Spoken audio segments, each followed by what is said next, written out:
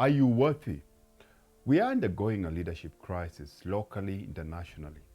We have leaders with intelligence but no integrity, vision but no values, mission but of course no morals. Are you the kind of person that others want to follow? If everyone modeled your behavior and values, will the world be a better place? Why should anyone be compelled to trust what you say and follow your lead? Let us face it, leadership is everybody's business. It is an issue that affects each and every one of us on a day-to-day basis.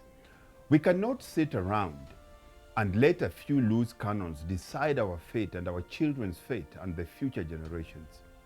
We have become a nation of sitting ducks, being lined up for slaughter with a few people in leadership offices that have no idea of the consequences of their words and actions. Not only do we look to leaders for guidance and direction, but also we are all called upon to exercise leadership in any number of temporary daily situations. Whether we are called upon to be involved in leading government or business, coaching a team, educating young minds, running a family, organizing a dinner party, carpool, household, or standing for what is right, everyone participates in leadership roles at one time or another in their lives. Now that the table has been set on this critical matter, let us circle back and focus on those critical questions. Are your so-called leaders the kind of people that you like to follow if you have to do it openly without a gun being put on your head? Let's make this personal, more intimate, and bring it close to home. Are you the kind of person that others want to follow? If everyone modeled your behavior and values, would the world be a better place?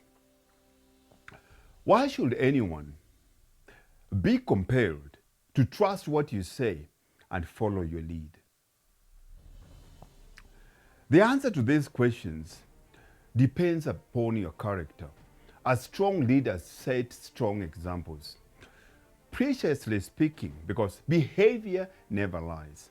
No one, under any circumstances, should ever be appointed to or accept a leadership role unless they are willing to have his or her character serve as the model for others to emulate. If you take a step forward towards leadership, then you have to raise up your moral and ethical standards. It is your moral obligation to do that. Observing what leaders do is the true litmus test of what is important as behavior spotlights and exposes the truth. People definitely are watching your behavior to judge and determine the type of leader that you really are. Personally, these for me are the qualities of a leader worth emulating and worth following willingly. To determine if you are worth following, let us assess the specific leadership behaviors that you demonstrate and which shine a bright light on what really matters. Number one, the things you pay attention to. These are the things you look for, notice, and comment on. How can leaders in office place their focus on women but purely for sexual gratification? Number two, the things you talk about. These are the things you emphasize and discuss in meetings, around the kitchen table, and mention in public and written communication. Constant talk on hatred, bigotry, war, and mayhem. Number three, the example you set. These are the actions you take and the behavior patterns and habits you demonstrate. Leadership must have integrity by living their truth personally, professionally, and publicly. Number four, the standards you enforce. These are the guidelines of what you expect and demand from yourself and others, as well as what you hold people accountable for and assign consequences to. Will your private behavior embarrass you publicly? Number five, the way you use your time. These are the priorities you establish along with the deadlines on your activities. Have you ever asked yourself what our leaders do with their time? Do they focus on coming up with solutions to societal problems and make our lives better, or use it to enrich themselves and divide the masses with hate speech? Number 6, the things you spend money on. These are the things and activities you budget for and allocate resources to. You don't have to look far to see what our leaders spend money on. Flashy cars, designer labels, and plush homes on the citizens' dime.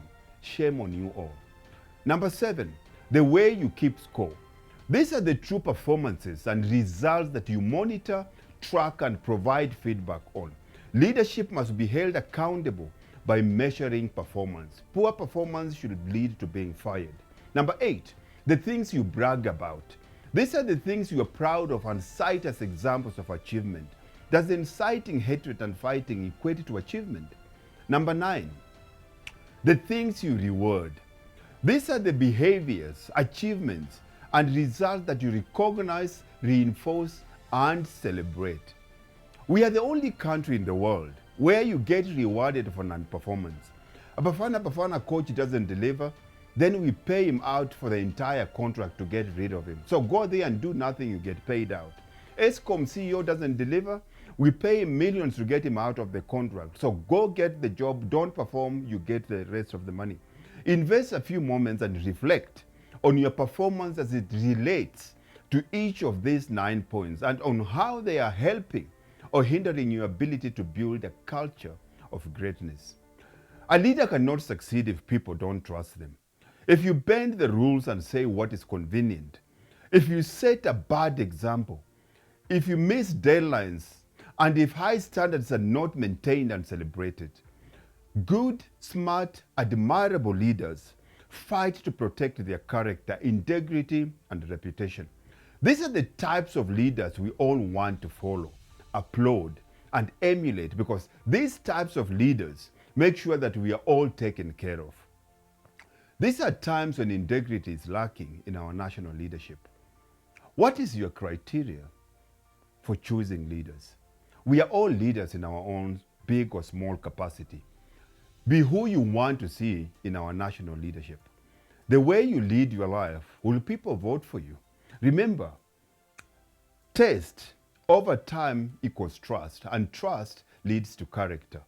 Because on a daily basis, if you taste it over time and you keep on giving the same outcome, people trust you, and that becomes the character that we all looking for. Every single day, I vote for myself. Would you vote for you?